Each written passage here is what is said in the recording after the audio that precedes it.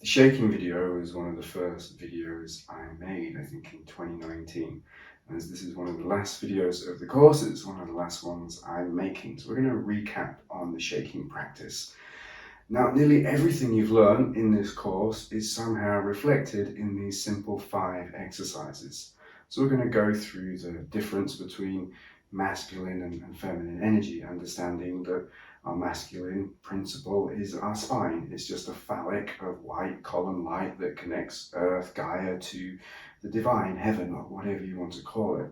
So when we're in the masculine, we're holding space. It's about observing and just complete presence and awareness that allows the feminine life to emerge.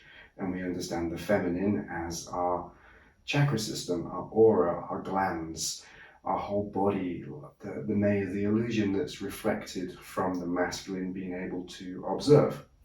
And this is fundamental to our Kundalini bodywork practice when we're both holding space for ourselves and holding space for other people. So we learn to shake and we learn to breathe from the masculine pathway and from the feminine pathway. And then bringing these together, that's the path of high Eros Gammas and divine union with ourself. That's when we merge these energies so that we're aware of both paths happening simultaneously. But by splitting them up and doing the masculine and then the feminine, this teaches our body to separate so we can later integrate. And a lot of the breathing practices that we learned through the course, we mix into these shaking practices. We break the shaking down slightly further to include shaking in neutral, which is just about relaxing the body, and to creating pelvic thrusts. And this is teaching us more about how to work with our pelvic floor, how to bring energy from Gaia through our roots, how to soften the belly while we work the pelvic muscles, and how the pelvic muscles will work differently when we're in the masculine as to when we're in the feminine, as to when we are relaxed completely. Now, the point in this practice is never to pump our pelvic floor continuously. What we're doing is learning to connect our breath deeply past the diaphragm into the lower stomach muscles and into the muscles of the pelvic floor all the way down the perineum. So by learning to pump while we breathe, we start to consciously connect our diaphragm to our stomach muscles, to our perineum, which gives us a much longer, deeper breath. And the longer, deeper breath allows us to find more emotion and more trauma in our body that we release, or when that's clear, more energy that can just move through the lower chakras, because there's no guilt and shame and anger. Take the power, the sexual energy, the desire, and transmute it higher up while this energy is coming down. I think you're understanding the process by now. So we're pumping the pelvic floor maybe just 6 or 8 times once we're proficient, to remind us to connect to the body and to create the mental experience of bringing energy through our legs. But once our root is open, we don't need to pump, it's there, we just need to breathe. But the pumping is helping us to break down and to make the connections. Now, breath and sound are all present. Ujjayi breathing is present, sometimes through the mouth, sometimes through the nose. I'll go through the steps, but you're always free to change. The point is to listen to your body and learn from your body. What works today might be different tomorrow. In this course, we give you a base, we give you a foundation that you can build from. It's probably unwise to change the foundation, but it is wise to experiment, change the foundation, and see what works better for you. Most of the time, I think you're going to come back to what you're learning here, but occasionally it might be different, and then check back a year. That is the practice. It's because it's somatic. We are always unwinding and changing and reprogramming our nervous system. So it's good that there's diversity. It's good that today we want a nose breath, tomorrow we want a mouth breath. This is a good way to break up the monotony of the patterns from our brain to our nervous system to our stomach.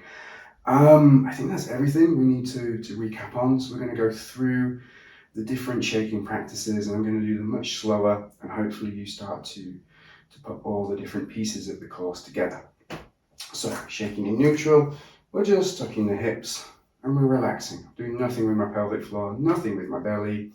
I've got my feet firmly on the ground. I don't like to jump in this practice. You can experiment, but we want to be grounded. We want to feel safe in our body and that we're pulling energy up through our chi points. And then I'm just relaxing and I'm just kind of bouncing from my hips, not my knees, from my hips, and I'm just breathing. Now, when I come to shake into the masculine, I'm simply tensing my pelvic floor. I'm trying to grab hold of my spine from the base, as if my spine is just a phallic column of light, and I get my pelvic floor muscles to the lowest point of the spine I can, and I just tense my muscles, and then I relax everything else. So by tensing more in my pelvis, I want to relax my shoulders and my chest and let it open up. And I'm going to breathe more in through the nose and find this long and start to work that de-armoring breath from a space of tension in my body. And then notice the difference in neutral when I don't engage the lower muscles. Now we're going to go to the next step, and this is to give you more focus. So I'm just going to go back a step. The masculine pathway is giving you focus that the chi is in my spine, the whole of my consciousness, my karma, all of the universe, all of that information is in my spine. And when I can breathe through my spine and down my spine because my spine is clear, that's when I'm holding sessions for other people. That's how I need to breathe into my spine, into the masculine pathway. And in advanced trainings, we go much deeper into the spine. But right now, just breathing up and down through the spine. And it helps to tense the pelvic floor, to bring energy up. And you can relax in neutral.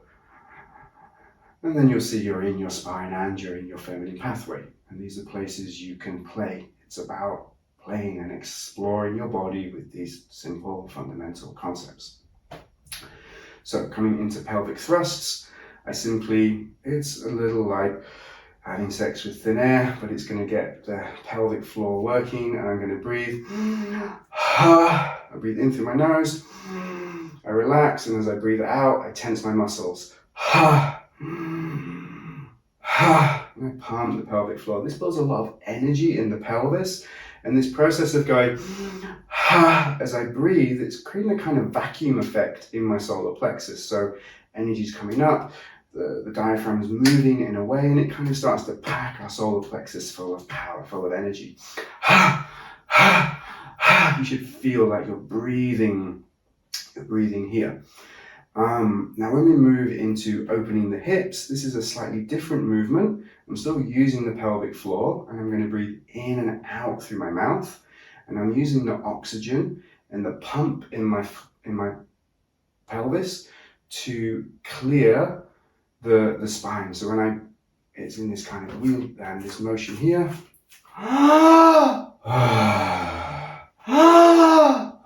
Just remember, I'm wheeling myself backwards, and then I'm flicking up 1, 2, 3, 4 like this. I'm trying to get the maximum inhale, and I'm getting my spine used to making this motion. You can try it the opposite way around, but when you're thinking of cleaning the spine, how would you bend the spine backwards and clean it open? There's a lot more of this in the first video, but to recap, we imagine that we're trying to wheel ourselves backwards, and the movements in the hips. If we start to do everything with the knees, we're working the knees and our consciousness is in the knees. We want our consciousness in our hips and then moving up our spine. So every inhale, I tense this muscle, and then I relax it. I tense it and I relax it. And that gets the spine used to getting this place where energy can move through it, and it can come into the aura, into the field. When we move into the feminine, it's a mixture of all these movements. So we're pumping the pelvic floor to try and bring more energy into the body, to make this deeper connection. And we're shaking a little bit at the same time. And then as our energy body wakes up, it's also really good to do these movements, figures of 8, the three dimensions of being exercise. If you remember that one, making the figure of 8 in a gyroscope to really get the hips loose, to the chest and the throat. You could always add that into this point of the practice, because having loose hips before we move into shaking in the feminine is very important. But I would always suggest prioritizing to get this bend in the spine as well as the movement sideways. You know, yoga's good too, but sometimes we just want to open everything with a few breaths and pumps of the pelvic floor. So when we're in the feminine, we're relaxing. She's going to do whatever she wants. The feminine changes her mind a lot, but the process is to find the emotion, the trauma, the blocks, with pumping, with bringing energy up. Of course, it's always coming down, but we're primarily looking for why is it blocked? Why are we not enlightened? Why is our Kundalini not already active? That's the information that's in here. And then we see that's where the blocks are. So our pelvis might start doing this. It might start moving side to side. As we open up, it gets into the chest. It might get into the head, and the head wants to move. And it's this state of a constant dance between relaxing our body, listening to our body. We relax our body, so our body wants to move. Our parasympathetic nervous system wants to unwind because we're not tensing our core. And then to learning from those movements and encouraging the energy up without forcing anything too strongly, so we're always learning. So shaking in the feminine can look very differently, and I'm just going to encourage you to explore it yourself. It's not dancing, it's not engaging the arms with the chest or with the ribs, or it's good to keep a soft jaw so you're not controlling it with your facial muscles the way your body's normally programmed, but just to constantly relax. And if you're very open, then you'll find your arms will want to move and dance. And if you're very locked and you have a lot of tension, you might find your arms are locked out like this, and you say that you're relaxed, and you think you're relaxed, but your arms are actually locked like a robot because you're holding so much in here, and this is good to relax it. And then generally when we're shaking in the feminine, it's the transformative breath. So it's ujjayi breathing in and out through the nose, and you can try that. Normal ujjayi breathing with a large stomach, and now you've cleared a lot of trauma with the reversed 3-part yogic breath, so with the stomach a little bit tighter, and see how far the energy comes up. And you're just letting that energy move. What we don't want to do is shake all of the chi and the prana out of our body, because that's the energy we're going to transform with. So once we're open all the way and everything's active, that's the moment to lay down, or to just completely relax the body and move into more of an Osho Kundalini kind of shaking and see what that has to teach us, and then lay down. But this shaking practice isn't about shaking our body as hard as we can to throw all the energy away. It's about shaking our body so our aura and our energetic field opens up, so it has something to teach us. And then from that point, when everything's open, then we can lay down, then we can dhyana some more. We're just learning about ourselves. So this is the recap on shaking: neutral, masculine, thrusting the pelvis, opening the hips, shaking in the feminine, and then moving into Osho Kundalini shaking, and recapping on all the different breaths that we've learnt and how the pelvic floor goes. I think the best way to learn this is to go and teach it to somebody else. So if you're feeling brave and want to have some fun, I would highly recommend grabbing a friend and teaching them how to shake. Okay, bye.